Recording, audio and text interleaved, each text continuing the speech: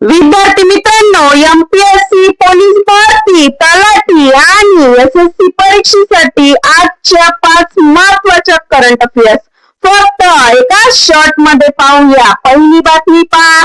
भारताचा परकीय चलन साठा वाढून 716.9 अब्ज डॉलर झाला आहे. हा 6 महिन्यातील सर्वोच्च स्तर आहे. लक्षात ठेवा विद्यार्थी मित्रांनो, फॉरेक्स रिझर्व्ह 716.9 बिलियन डॉलर. ही बातमी पहा.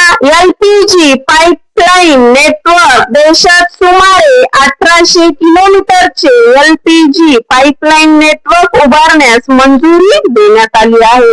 या प्रकल्पाची अंदाजे किंमत 7,000 कोटी रुपये आहे.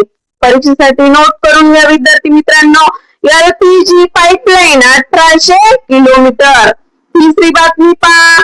बिहार मधील मुझफ्फरपूर, सीतामढी, सोनबरसा NH-22 मार्गाच्या चोपदरीकरणाला मंजुरी देण्यात आली आहे. या प्रकल्पाची किंमत सुमारे 3,590 कोटी रुपये आहे. चौथी बातमी पहा. भारताची पायाभूत सुविधा. भारताचा सार्वजनिक भांडवली खर्च 2014 ते 2015 मधील सुमारे 2 लाख कोटी रुपयांवरून 2026 ते 27 मध्ये 12.2 लाख कोटी रुपये झाला आहे.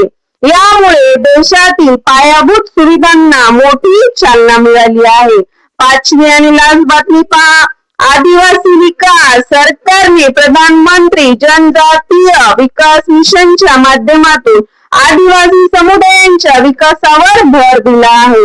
यामध्ये आदिवासी भागातील आर्थिक आणि सामाजिक विकासाला प्रोत्साहन देण्यावर लक्ष आहे. चला झटपट रिव्हिजन करूया.